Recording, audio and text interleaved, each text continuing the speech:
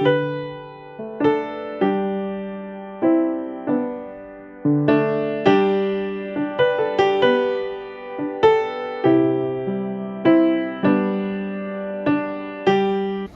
nossa aula. Hoje nós vamos falar um pouco, continuando as aulas anteriores, nós vamos falar sobre a terceira sola, que é a sola fide, ou seja, somente a fé, que é um princípio do protestantismo reformado, Eu confesso a vocês que eu não me considero nem protestante, também não me considero reformado. Mas a gente vai falar um pouco sobre isso e eu quero falar com base numa visão bíblica, tá bom? Então, assim, eu estudei um pouco da visão reformada e, apesar de fazer algum sentido, não faz todo o sentido. Então, eu vou para a Bíblia porque a Bíblia faz todo o sentido, tá bom? Então, assim, inclusive o texto que nós temos para ler, Romanos 5:1, vamos abrir. Você já vai perceber que se a gente for olhar a questão da fé em si, começando por esse versículo, a gente já vai ter dificuldade para encontrar o sentido que a gente quer buscar. Romanos, capítulo 5, versículo 1. Lê para mim, Narcisa, por favor. Narcisa. Tendo sido, pois, justificados pela fé, temos paz com Deus, por nosso Senhor Jesus Cristo. Vamos orar? Senhor Deus poderoso, no nome de Jesus Cristo, Pai, nesta manhã nós te pedimos, Pai. Vem, Senhor, esclarecer-nos, ó Deus, mais uma vez, Pai, um pouco da Tua palavra, Pai. Sabemos, Senhor, que é difícil conhecer tudo.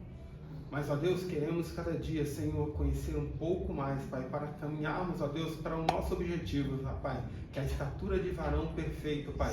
Um varão, Pai, segundo o Teu Filho Jesus Cristo, Pai, que é dominante, Senhor, em todos os assuntos, Pai, que é conhecedor de tudo, Pai, detentor de todo o poder, Pai. Ó Deus, nós não queremos, Pai, ser como Ele, mas queremos ser mais parecidos com Ele a cada dia, Pai, e queremos que Ele viva através de nós, Senhor, e ó Deus, seja glorificado através de nós, em nome de Jesus Cristo eu te peço, Deus, amém. Irmãos, quando a gente olha esse texto, a gente já vê que assim, no final, a gente vai ver o que? Por nosso Senhor Jesus Cristo. Então, a fé não é somente a fé, porque se fosse somente fé, do jeito que é colocado, fica muito subjetivo, você concorda? Agora é somente a fé em Jesus Cristo. Eu até digo que assim, quando eu converso com o pessoal, eu falo que deveríamos ter colocado, o pessoal deveria ter colocado essas solas assim, somente Cristo, e depois colocado os outros itens, os outros 4 itens, como um subtítulo. Porque é somente Cristo. E aí depois a gente vai pelas Escrituras, pela fé, pela graça, Mas é somente Cristo. Cristo é a base de todas as coisas na vida do cristão. Quando ela fala assim, justificados pela fé. Quando fala justificados, é a cruz? Quando Cristo morreu na cruz? Essa justificados pela fé. Então, assim, a fé que nós temos, e aí a gente pode...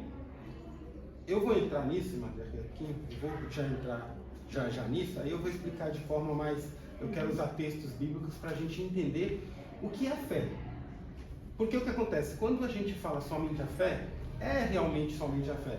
Mas a maior dificuldade na nossa atualidade, com tanto de teologias que nós estudamos, que nós aprendemos, que nós ouvimos, é entender o que é a fé. E a Bíblia ela explica lá em Hebreus 11:1, o que é a fé. A fé é o firme fundamento das coisas que se não vê. E a prova das coisas. Então assim, se você vê, é o firme fundamento, ou seja, não é um qualquer fundamento, é um fundamento muito firme. Qual é esse fundamento da nossa fé? é a pedra de esquina, a pedra angular, que é Cristo Jesus. Só que assim, a maioria eu peguei inclusive um livro do Iago Martins, lá, o Cristão Reformado, para estudar, porque eu queria entender bem. E aí lá ele coloca, que ele separa, né, as solas, e ele começa a explicar. E quando ele fala da sola fit, ele fala que assim, é a fé sem qualquer vestígio de obras. É somente a fé. E aí nós acabamos entrando num sério conflito. Por quê? Porque fé não é isso. Não existe fé sem qualquer vestígio de obras. Então assim, vamos lá. O povo judeu, lá o povo de Israel, eles aprenderam um jeito de viver a fé, que era assim, ó, que é o que muitos, a maioria da humanidade ainda vive. Para achar uma coisa, o que a gente faz no Brasil? O que se aprende no Brasil? Que para achar uma coisa você tem que fazer o quê? Os pulinhos, não é? Aí tipo, você dá é igual no povo de Israel, o que você fazia? Para perdoar um pecado, você ia lá e sacrificava um animal. Então você só acreditava que você foi perdoado do pecado que você cometeu se você fizesse aquilo que estava orientado, escrito, orientado pelos sacerdotes, que você deveria fazer pela lei. Então, eu não sacrifiquei o pombinho, o meu pecado lá não foi perdoado. Então, só me arrepender não bastava. Precisava algo visível, algo prático. Precisava uma obra para que eu acreditasse no meu perdão. Por exemplo, nós hoje somos salvos pela fé. Mas a nossa fé é no quê? É na obra redentora de Cristo na cruz. Então nós somos salvos pela obra de Cristo na cruz. Pela fé. Mas olha como que é complexa a coisa, né? Eu não sou salvo pela obra, mas o que me salvou foi uma obra. Ele na cruz. Então assim, é muito complexo. Mas por que é complexo? Aí, como eles ficam perdidos nessa questão de... É tão simples e é tão indivisível a coisa que eles ficam tentando dividir. Então a gente vai tentar dividir as coisas e a gente se complica. E não dá para dividir. A fé diferente, o que foi mudado da lei para a graça é que antes eu precisava fazer a obra para acreditar que eu estou, vamos dizer, perdoado. Agora não. Agora eu preciso crer que eu estou perdoado. Então assim, eu cometi um pecado ali. O que me leva a crer que eu estou perdoado? Precisa acontecer alguma coisa, não é só crer. Não é verdade? O Felipe falou aqui.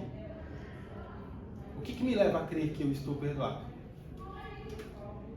É que após eu crer que eu fui perdoado por Cristo, eu creio por quê? Porque existe em mim algo chamado arrependimento, que é o que a maioria das pessoas não gostam de falar quando falam de fé.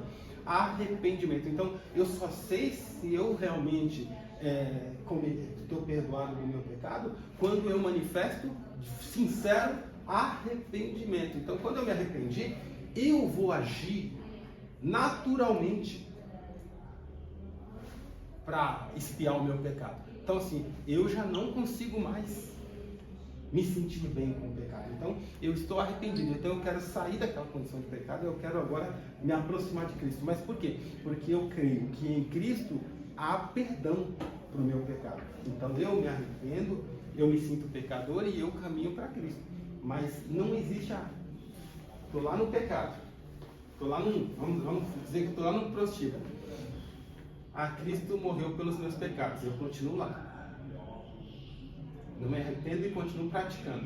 Cristo morreu pelos meus pecados. Amém. Mas quando que eu vou de verdade acreditar nisso? Quando em mim houver essa consciência de que eu sou o pecador e o arrependimento para mudança de atitude. Então, no final, você vê que não existe a fé se ela não estiver acompanhada da obra. É o que Tiago fala. A fé sem obras, ela é morta, ela é inútil, ela é inexistente. Então, assim, o Iago Martins, ele escreveu um livro muito legal até, mas assim, ele é muito infeliz no que ele diz que a fé é completamente destituída de obras. Não existe isso, né? Isso não é nem possível, né? E aí, para entender isso de forma mais clara, eu queria ler com os irmãos Mateus 8. Ô Emerson, faz favor para mim. Acha a passagem da mulher do fluxo de sangue também para mim, por favor.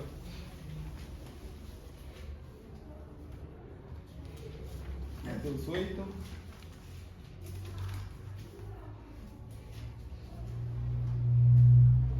Nós poderíamos pegar qualquer dos milagres feitos por Jesus. Aqui a gente vai entender com clareza, né? Mas eu gosto desse texto de Mateus 8, porque Jesus diz uma coisa para o centurião que é muito interessante também. Diz assim o texto: E entrando Jesus em Cafarnaum, chegou junto dele um centurião, rogando-lhe, e dizendo: Senhor, o meu criado jaz em casa, paralítico e violentamente atormentado. E Jesus lhe disse: Eu irei e lhe darei saúde. E o centurião respondendo disse: Senhor, não sou digno de que entres debaixo do meu telhado, mas dize somente uma palavra e o meu criado há de sarar. Pois também eu sou homem sujeito ao poder e tenho soldados às minhas ordens. E digo a este: vai, e ele vai. E ao outro: vem, e ele vem. E ao meu criado: faz isto, e ele o faz. E maravilhou-se Jesus ouvindo isto e disse aos que o seguiam: Em verdade vos digo que nem mesmo em Israel encontrei tanta fé. Agora, vamos analisar de uma forma mais detalhada o texto. Por exemplo, quando a gente olha o cenário aqui, você olha o centurião chegando até Jesus.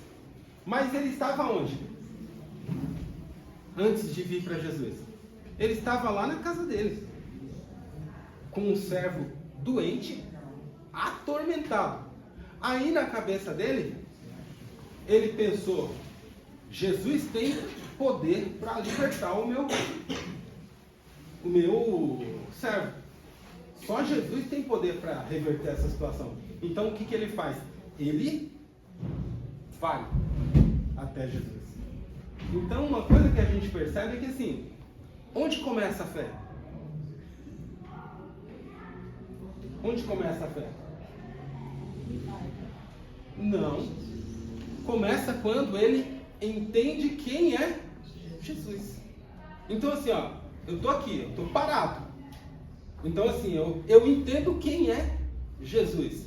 À medida que eu entendo quem é Jesus, aí eu começo a me movimentar em direção a Jesus.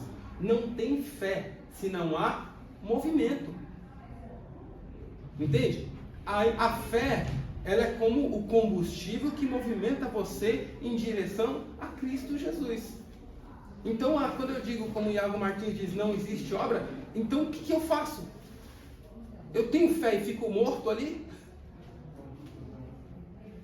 Fico parado? É impossível. Hoje de manhã vocês acreditaram que vocês iam aprender alguma coisa de importante aqui na igreja hoje. Senão vocês nem levantariam da cama. Que hoje é um dia gostoso de ficar na cama. Nem para o almoço, às vezes a gente quer acordar. Né? Se tiver alguém para fazer, levar na cama, melhor. Mas assim, a gente crê que a gente vai alcançar algum conhecimento novo, algum aprendizado novo. Então eu pego, me levanto da minha cama, eu faço um esforço. Isso é obra. mas é uma obra movida pela fé. A fé vem sempre antes da obra. Eu tenho um testemunho assim muito bom para dar sobre a fé que caminha, né? Você deu o testemunho que você falou agora, né? O meu irmão, ele é drogado ainda. Eu digo ainda por quê? Porque ele está nas drogas, mas ele conheceu Jesus. E ele começou a ter essa caminhada. Então ele foi a primeira vez para um lugarzinho para sair das drogas. Aí ele ficou um pouquinho, saiu, conheceu a palavra do Senhor, conheceu um pastor. Aí o pastor chama ele para ir para a igreja, ele está começando a ir com o pastor na igreja. E é isso que você falou, tá começando ele usa droga, mas ele está começando a caminhar e está usando menos droga. Ele não está totalmente na droga que nem ele estava antes. Ele está usando, mas ele está diminuindo por causa disso que o irmão está falando, porque ele está crendo que Jesus pode livrar ele das drogas.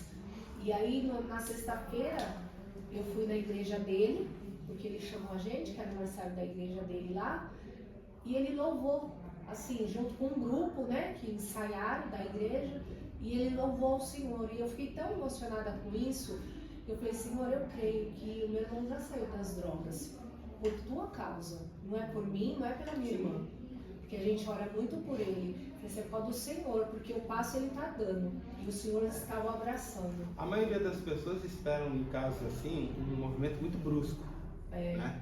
E a grande verdade é que, assim, os movimentos de libertação mais confiáveis são os que vão gradativamente, principalmente quando se fala de droga. Se alguém chegar para você e falar assim, ó, tem que ser algo muito miraculoso mesmo, para a pessoa simplesmente parar de fumar de um dia para o outro, parar de usar droga de um dia para o outro. Tudo é droga. Cigarro também é droga, bebida também é droga. Então, assim, para você parar um vício desse de um dia para o outro, precisa ser algo mirado. Tem que ser liberto completamente mesmo. Tanto que a gente vê que muitos que vão para casa de recuperação, quando saem de lá, voltam com as drogas. Infelizmente. Mas é muito bom. Por quê? Porque ele não vai ser... Ele vai ser transformado pela consciência, pela renovação da consciência. Não precisa parar de uma vez, mas ele pode ir parando aos poucos e vai chegar um momento que ele diga assim, ó, nunca mais. Acabou. Então é essa fé mesmo que a gente tem que ter, porque é uma fé que está movimentando ele, que está movimentando ele para o caminho correto. Então assim, está levando ele para quando ele encontrar Jesus e a libertação completa vir, Jesus vai olhar nele e vai falar assim, a tua fé? Olha que interessante, né? Aqui ele fala, nunca vi e nem Israel eu vi uma fé tão grande quanto a desse centurião. Porque ele saiu de lá, primeiro que ele é senhor do servo. Onde que você vê um senhor um patrão? É difícil você encontrar patrões assim. E aí o cara sai da casa dele, do lugar tranquilo dele, e vai lá rogar a Jesus. Ele não chega conversando, oferecendo dinheiro, dando carteirada, né? Ele chega rogando, ele chega clamando a Jesus, pedindo, por favor, o Senhor tem poder, meu servo está lá. E aí quando Jesus fala, sim, vou lá com você, ele não para tanto. Eu creio de tal forma no seu poder, que se você disser uma palavra, ele vai ser curado. Uma palavra basta. Isso é poderoso, é um entendimento do poder de Jesus que nós cristãos não temos. Então, realmente, nem na igreja se vê uma fé como a desse centurião. Nem na igreja. De hoje, com todo o conhecimento que nós temos da palavra, hoje nós não vemos a fé desse centurião. Mas é uma fé que faz o quê? É uma fé que começa no momento em que ele entende que Jesus é o único capaz de salvar o servo dele. E aí, ele não fica parado lá dizendo, Jesus, eu creio no Senhor, eu creio no Senhor, eu creio no Senhor. Alguma coisa vai acontecer, alguma coisa vai acontecer. Não, eu creio no Senhor, então eu me movimento em direção a Cristo. E aí eu busco a Cristo. E aí Cristo só precisa dizer, mas eu não vou buscar a Cristo porque ele tem que vir, como é no caso da menina da Talita. É porque ele só precisa dizer uma palavra. Porque não existe autoridade maior do que a palavra de Cristo Jesus. Então, com uma palavra, o servo dele foi curado. Isso é fé. Por quê? A partir do momento em que eu creio em Jesus, eu já estou sobre o firme fundamento das coisas que eu não posso ver. Eu posso ver a possibilidade de alguém ser curado? Não. Mas eu agora estou sob o firme fundamento daquele que tem poder para fazer as coisas que eu não sou capaz de fazer, que eu não sou capaz de imaginar, que eu não sou capaz de enxergar com os meus olhos, mas que tem o poder de fazer isso. Esse é o firme fundamento. Que é a maior dificuldade da humanidade de entender quem é Cristo é porque eles não conseguem pisar nesse fundamento. Eles não conseguem se sentir seguros sobre esse fundamento. Porque eles não conseguem ter uma fé dessa forma, de entender quem é Jesus Cristo de verdade. E esse centurião, ele, subiu sobre o fundamento. E agora ele se movimenta. Porque se você tem fé, eu já disse isso várias vezes, já foi dito isso várias vezes aqui na igreja, mas a gente percebe que quem tem fé se movimenta. Quem tem fé age. Quem tem fé produz as obras da fé. Não. A Bíblia não diz que obras não tem sentido nenhum. A Bíblia diz que as obras da lei. Se a gente for lá em... Tem outro texto aqui, Gálatas. Eu acho que não é Gálatas, mas vamos dar uma olhadinha em Gálatas primeiro. Acho que é um outro texto. Não, é esse mesmo. Gálatas 2:16.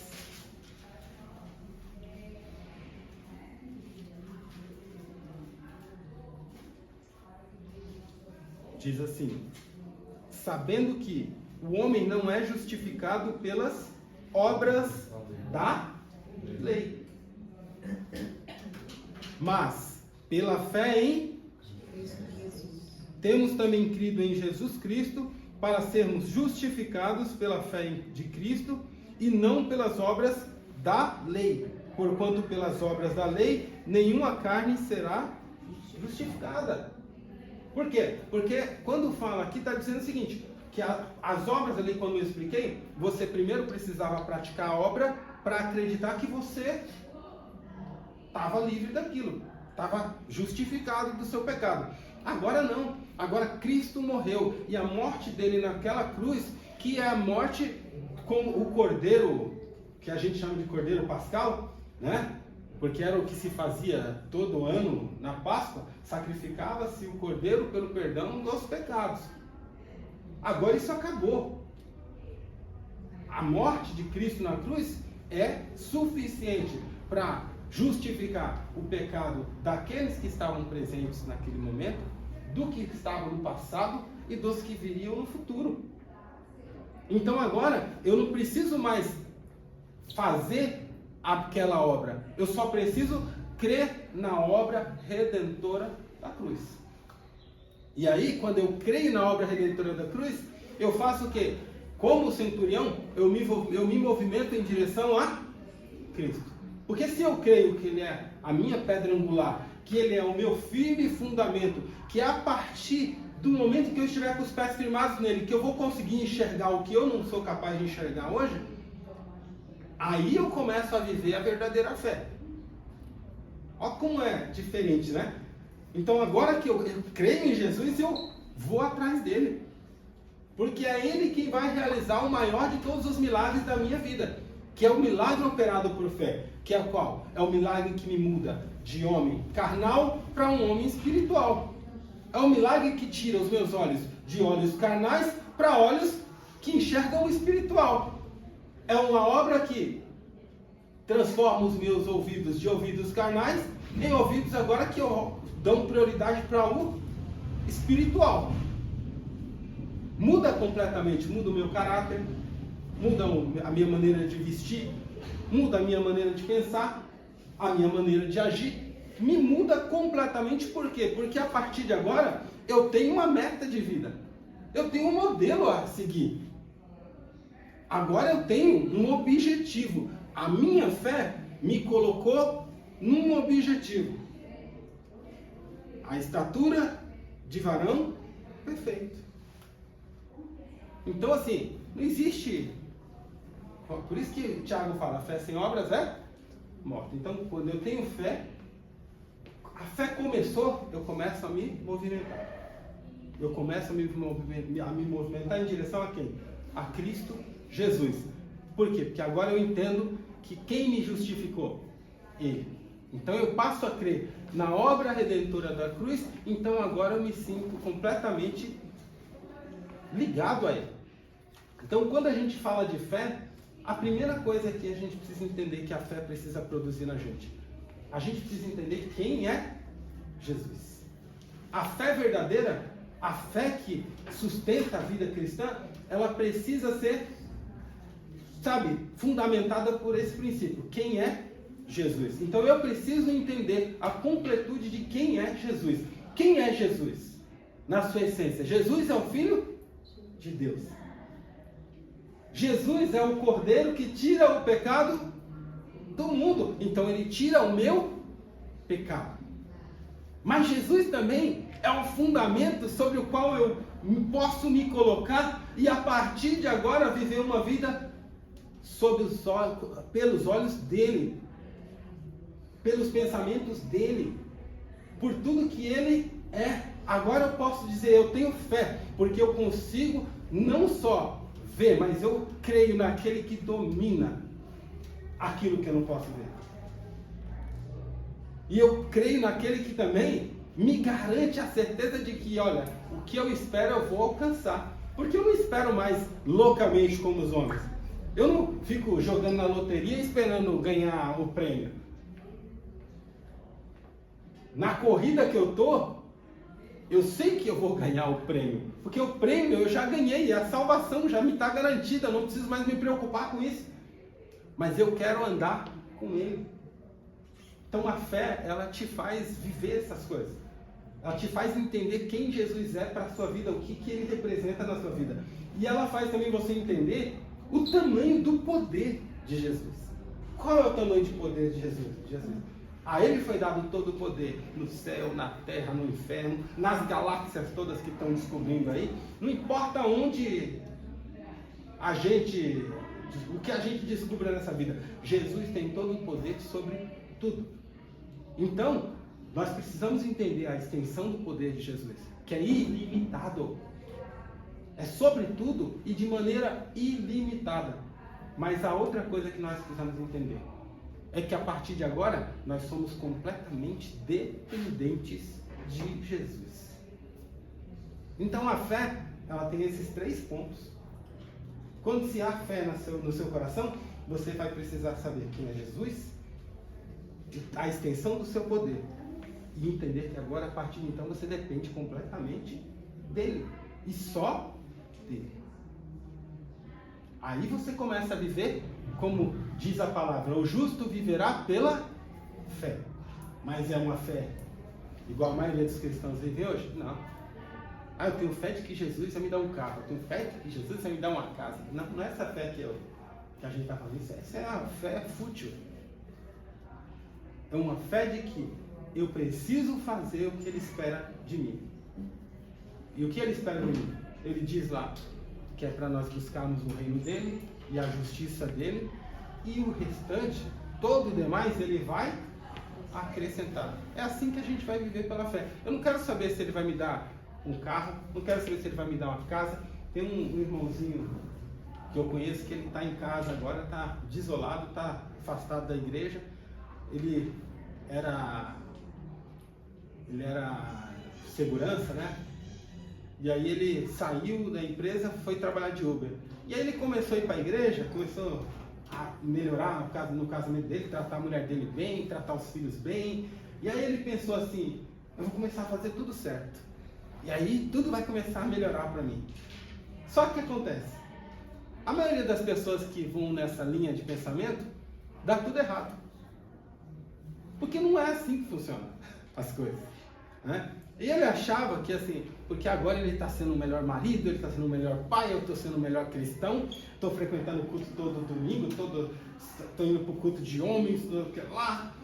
Então assim, eu vou chegar lá, toda vez que eu chegar para pegar um cliente lá no Uber, já vai ser aquele cliente bom, né? Vai pagar bem, vai dar certo, vai ter viagens boas, sei o que lá. E não, deu tudo errado, ele alugou o carro e deu tudo errado.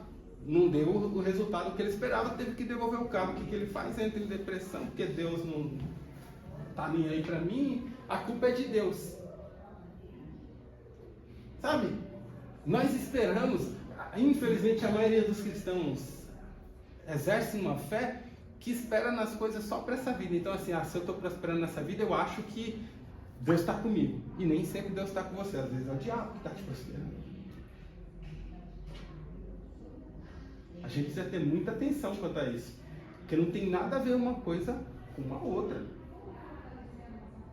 Você se esforça todo dia, acorda de manhã para trabalhar, você estuda, Deus não tem nada a ver com seus estudos. Quem tem que estudar para passar numa prova ou não é você. Deus não estuda por você. Deus não vai te revelar as respostas, porque Deus não é injusto. Então Ele te abençoa realmente de acordo com o seu esforço, e Ele deixa você alcançar algumas coisas, mas muitas vezes a gente tem que tomar cuidado, porque a gente cria objetivos tão grandes naquilo que a gente às vezes se desvia de Deus para conquistar determinadas coisas que a gente traça como meta na vida. O pastor Celso mesmo já trouxe aqui alguns exemplos de irmãos aqui, que foram aqui da igreja, que falavam assim para ele: quando Deus me der um carro, nunca mais falto na igreja. Quando deu o carro, primeira semana para a praia, segunda para Campos do Jordão, a terceira, né? E aí depois nunca mais vai para a igreja. Então assim, à medida que prosperaram, se desviaram. Tinha um irmão que eu era adolescente aqui ainda, e ele sempre foi fiel nos dízimos e ofertas, mas quando ele chegou num patamar de salário alto, ele ficou pensando: para que eu vou dar tanto na igreja? Nunca pensou: como Deus é bom comigo, o tanto que Deus me deu. Começou a pensar: para que eu vou dar tanto na igreja? Então assim, se nós não começarmos a entender que viver Cristo é pela fé, e aí nisso essa sola faz muito sentido, porque somente a fé. Porque o cristão, ou o justo, e a palavra é muito clara, né? Não está dizendo assim, o Iago Martins diz que eu não preciso fazer nada, só a fé é suficiente. Mentira. Porque aqui já diz, a palavra ela é clara: o justo viverá pela fé. Não está dizendo tanto o injusto quanto o justo viverá pela fé. Está dizendo que só o justo. Então, para você viver pela fé, você precisa ser justo. Condição. Agora, como que eu me torno justo? Eu me torno justo porque a fé me conduz a um movimento para viver uma vida de justificação. Porque a fé me leva a Cristo. A fé me conduz a Cristo. A fé é como se assim, no momento em que eu tenho fé, ela me teletransportasse para Cristo. Não tem como ser diferente. A gente costuma dizer assim, aí no mundo a gente às vezes fala assim, não, se você acreditar, você vai conseguir. Não é assim que a gente fala? É a mesma coisa, estou com sede. A água aparece aqui? Não. Eu tenho que me movimentar até o bebedouro e beber a água para matar a minha sede. A fé é só o princípio de tudo na nossa vida. Por quê? Porque a graça de Cristo, né, que a gente já falou, ela nos alcançou e aí nos liberta da falta de fé, da nossa descrença, e aí nos conduz, desperta em nós essa fé que nos movimenta para Cristo Jesus. Então, assim, como essa visão nossa aqui reformada, ela precisa ser só adequada a esse princípio bíblico. De quê? De que a gente só encontra fé quando há movimento. E o movimento é exatamente a a obra que a fé nos exige. Então, assim, quando nós temos uma fé em Cristo Jesus, essa fé nos movimenta, ou seja, nos faz praticar obras que nos aproximem de Cristo Jesus. Você achou o texto? Lê aí para mim, por favor.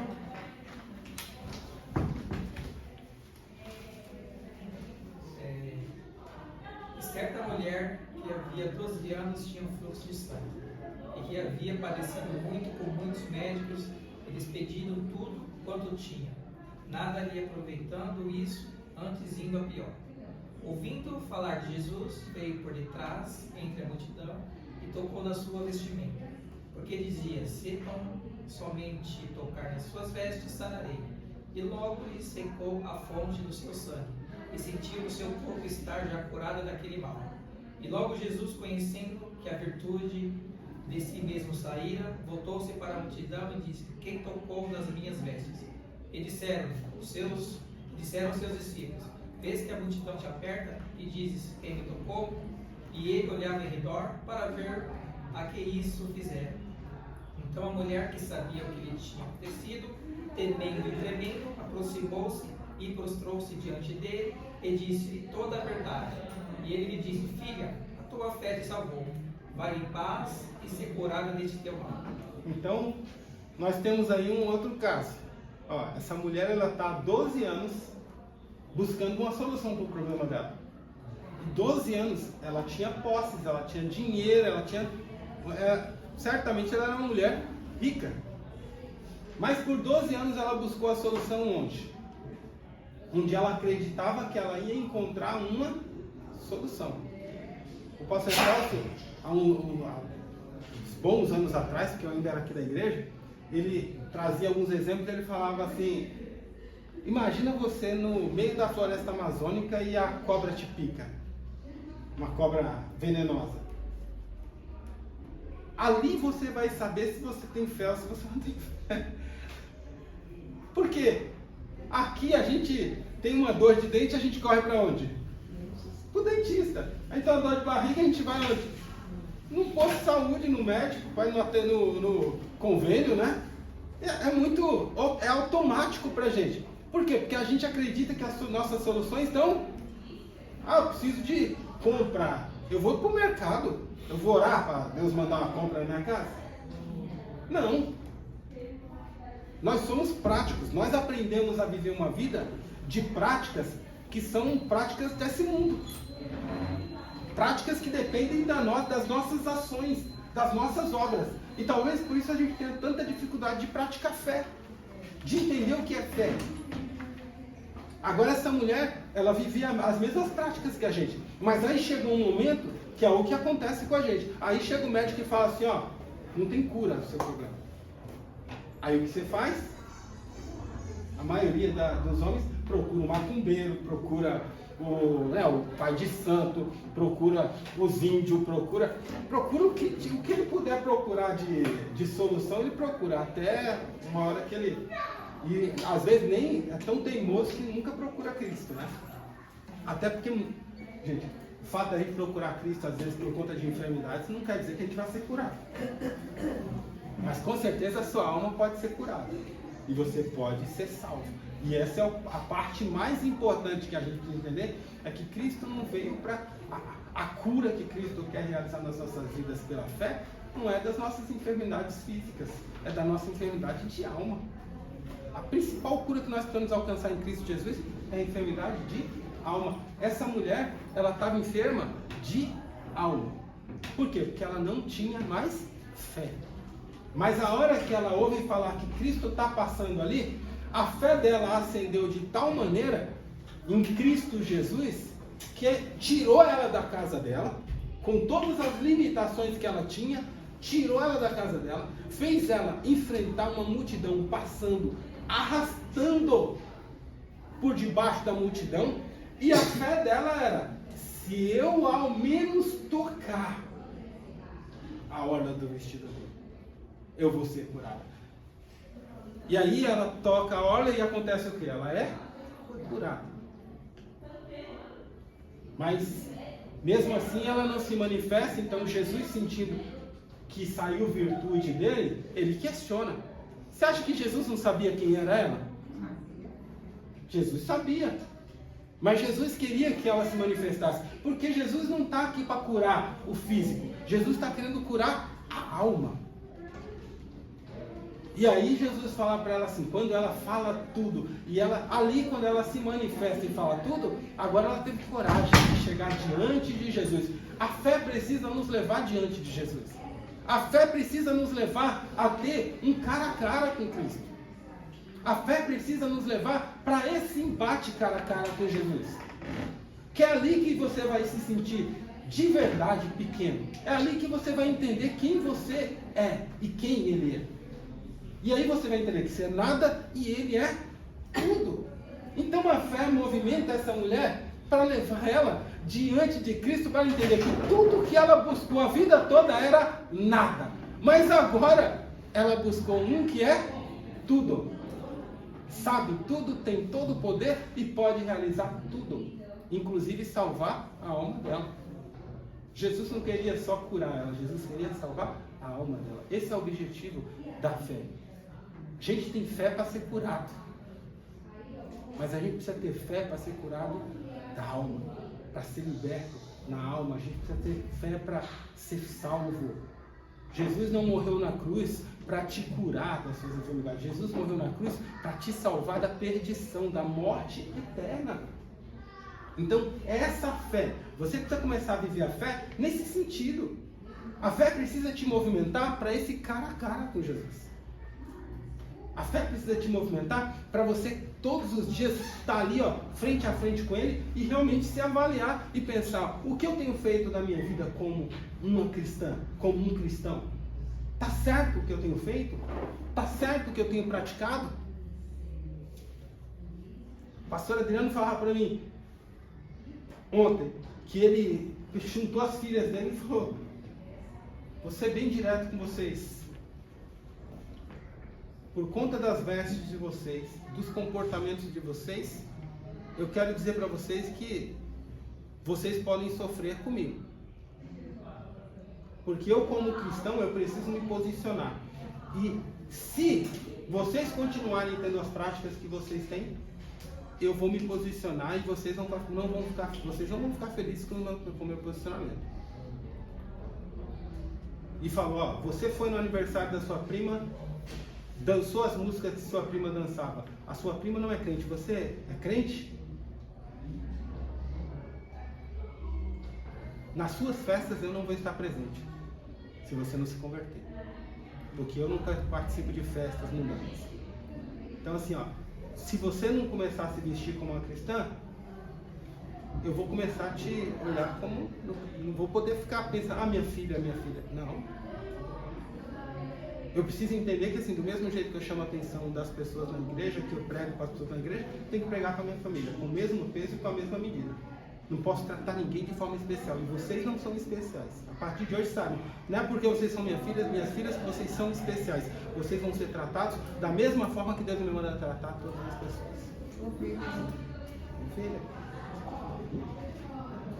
E se continuarem no pecado, eu não tenho também, Cristo não tem associação com o pecado. Eu também não vou ficar passando a mão na cabeça de pecador. Foi bem direto, duro. E falou: ó, talvez eu não vá no casamento de vocês. Talvez eu não participe de aniversário de vocês. Porque não quero. Deus não me deu filhos para isso não. Para me decepcionarem, para me chatearem, para me magoarem, porque vocês estão me magoando. Foi bem curioso. Eu falei: parabéns, meu. Parabéns. É difícil. A maioria dos pais hoje são muito frouxos. Porque esse negócio de amor, gente, esse amor condolente só estraga filhos. A gente precisa ser mais duro. Senão a gente não tira eles do inferno. Minha filha, a Isabelle, falou: ah, eu acho que eu vou querer fazer festa de 15 anos. Eu falei pra ela: você pode até fazer. Mas assim, se tiver música do mundo, eu não vou estar lá. Ai, pai, isso é chato demais. Então nem vamos fazer não. Então não vamos fazer. Mas uma coisa você precisa saber, você precisa se converter. Porque se esse é o motivo de você não fazer, porque não pode ter uma música do mundo, porque eu não quero música do mundo, então assim, você precisa se converter. Mas o significado dessa festa não é bom. Não é, mas a questão, irmã, às vezes a gente fica preso a significado, né? Mas assim, infelizmente, é uma coisa que é natural. As crianças hoje elas crescem, principalmente as meninas, crescem com esse sentimento. Nenhuma das minhas filhas tiveram festa de 15 anos. Entende? Nenhuma teve. Mas assim, eu preciso passar para os meus filhos o que é a minha fé, o fundamento da minha fé. Eu, por exemplo, eu não escuto música do mundo. Não escuto. Sou contra escutar música do mundo. Eu acho que cada vez que você gasta tempo... mas é uma música romântica. A minha mulher gosta. E eu sou crítico a ela por isso. E ela parou. Mas assim, porque eu falo, a cada música do mundo que você escuta é menos um louvor de adoração que você deixa de... Então assim, o que acrescenta? A Bíblia é clara, lá em Coríntios. Tudo que quer comais, quer bebais ou façais qualquer outra coisa, fazei tudo para a glória de... Então assim, eu consigo escutar uma música do mundo para a glória de Deus? Se você conseguir, desculpa, você é um fenômeno. Só um fenômeno do fenômeno que pode mudar a natureza mundana para a natureza espiritual só porque ele quer. Porque eu acho impossível você escutar uma música do mundo e não ser para agradar a sua carne. Então não dá. Para a glória de Deus eu não consigo fazer. Eu consigo trabalhar para a glória de Deus. Eu consigo estudar para a glória de Deus. Eu consigo louvar para a glória de Deus. Mas eu não consigo pegar uma letra que o Caetano Veloso escreveu e cantar para a glória de Deus. Não consigo. Não consigo pegar a música por mais bonita que seja, não consigo usar para a glória de Deus, porque não foi para isso que foi feita. Entendeu? Então assim, é difícil determinadas coisas. E a gente precisa começar a estabelecer fundamento da nossa fé. A nossa fé, quando a Bíblia diz, o justo viverá pela fé, e quando aqui diz somente a fé, deveria ser uma fé com esses parâmetros. Uma fé que tenha fundamento. Quem é o fundamento? Cristo Jesus. Uma fé que te leva a conhecer esse fundamento, Cristo Jesus. Como? Só que ele é um cara aí que morreu na cruz e eu decidi acreditar nele. Não, ele é o Filho de Deus. Ele é o Cordeiro de Deus que tira o pecado do mundo. Mas ele não só morreu na cruz, mas ele ressuscitou para estar comigo todos os dias. E ele é o meu modelo de perfeição. Ele é o modelo ao qual eu persigo, de estatura de varão perfeito, que eu preciso perseguir aqui. Não é lá no céu que eu vou alcançar isso, é aqui. Porque lá no céu, eu já não vou mais precisar perseguir nada, porque eu vou ser glorificado. Eu vou ser um corpo glorificado, eu não tenho mais risco de pecado, né? Mas é aqui que eu preciso lutar contra a minha carne, vencer a minha carne e glorificar Ele nesse corpo. Como? Anulando a carne e vivificando o Espírito Santo cada dia em mim. Então, só nesse ponto, outra coisa eu preciso aprender. Então aqui eu preciso conhecer a palavra, eu preciso viver a palavra, eu preciso viver uma vida de oração. E aí, à medida que eu vou vivenciando isso, eu passo para um outro ponto. Eu vou começar a entender a extensão do poder de Jesus Cristo, que é dominar sobre tudo, todos, em qualquer lugar. Seja no céu, na terra, no inferno, ele tem domínio sobre tudo. Então assim, eu não creio nele porque eu sou um iludido. Na verdade, a extensão da minha fé nele ainda é muito pequena, perto de tudo que ele é e de tudo que ele pode proporcionar. Porque ele não pode só me curar como a mulher do fluxo de sangue acreditou. Ele pode me curar e ainda curar a minha alma, como foi o que ele fez com ela. Ele deu algo além para ela do que ela esperava. Entende? Então é isso que Jesus é. Ele sempre está além do que você pensa, do que você imagina. Por isso que a palavra diz que ele faz muito além do que você pensa, do que você imagina. Lá em Coríntios, ele fala isso. Então assim, a gente precisa entender a extensão do poder de Jesus. Mas principalmente a gente precisa entender que assim, somos 100%. Precisamos entender e praticar isso. Somos 100% dependentes de Jesus. Nós temos um pastor que é modelo nisso. Eu sei que é difícil, eu falo isso por mim, não estou falando por vocês não. Falo isso por mim, porque eu desde a minha adolescência, eu comecei no Tatuapé, eu tinha acho que 14 anos quando eu fui para o Tatuapé. E assim, o pastor Celso sempre foi um homem que praticava coisas que são assustadoras, né? Sempre foi assustador pensar nele como um modelo, porque assim, você imagina, um homem que tinha vontade de ter um S10 na época, né? E aí ele vai lá e compra a S10 e não pergunta para Deus, mas ele tem o hábito de perguntar tudo para Deus. Se Deus disser sim, ele faz, se ele disser não, ele não faz. Mas aí ele comprou a S10, ele não perguntou para Deus, sei lá o que aconteceu. Aí um dia ele está saindo de casa, Deus fala assim, pega o casaco porque você vai voltar sem o carro. O que ele faz? Ele não entra em pânico igual eu e você entraria. Ele pega o casaco, sai de casa, 2 quarteirão para frente, o cara para ele, desce do carro. Só vou pegar meu casaco. Pega o casaco, vai com Deus. Aí você fala, isso é um modelo? É um modelo de doido. Mas é um modelo de quem sabe viver a fé que professa. Ele escolheu viver uma vida dependendo 100% de Deus. No único momento em que ele fez o contrário, ele entendeu, eu errei. Faça a tua justiça, Senhor. Simples. Sofreu, ficou lá, meu cidade. Duvido que ele tenha feito isso. Né? É uma pessoa esclarecida. Então tem exemplos de fé. Tinha lá o sítio. Toda quarta-feira, se não me engano, ele ia para lá. Um dia Deus disse para ele, você está aqui. E o meu povo lá, como fica? Vende isso aí. Ele fez o quê? Vendeu. A partir de então, cuida mais da igreja. Ele saía de lá direto para a escola dominical aqui. Eu ainda era da igreja nessa época. Ele saía direto de lá para a escola dominical. Era um prazer para ele. E o que ele ficava fazendo lá? Orando, jejuando, lendo a Bíblia, estudando, se preparando, se consagrando, sendo cheio do Espírito Santo de Deus. Mas faz o que Deus... Nem tudo que a gente acha que está fazendo que é certo, não é certo. Então a gente vai aprendendo a viver. Viver pela fé é ser conduzido a obras de fé que vão fazer bem para a sua vida espiritual.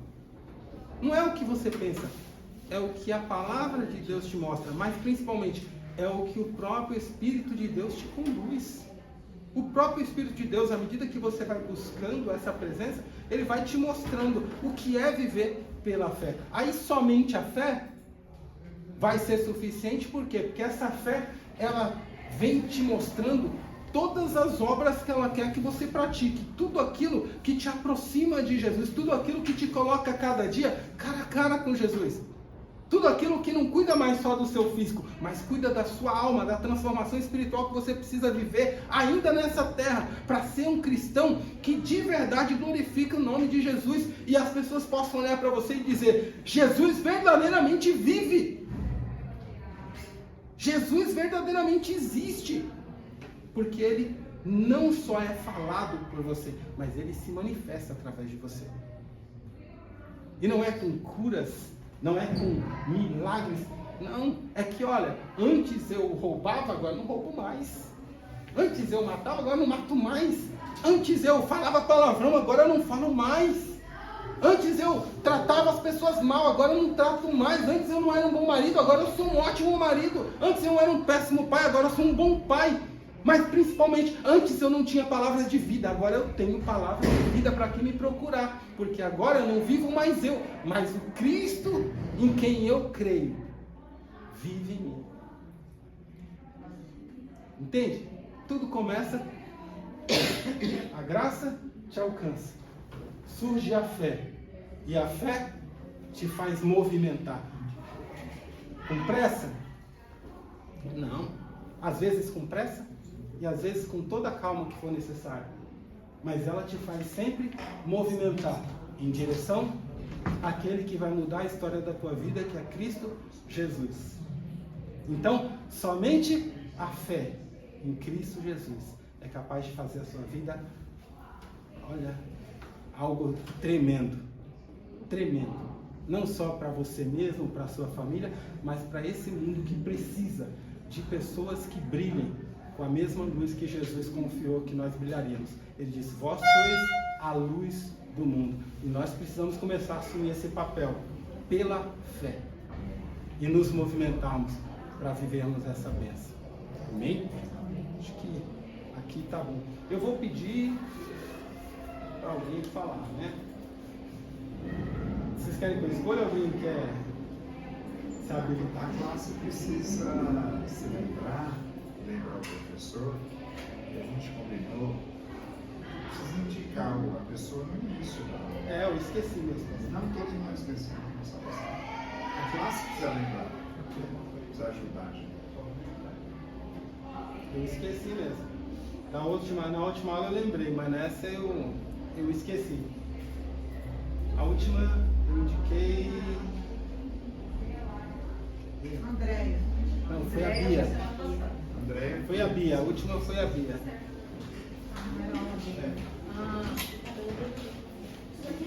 Alguém quer se habilitar ou eu que prefere ser o último? Habilitar, então. Eu vou pedir, pode ser, né? Então,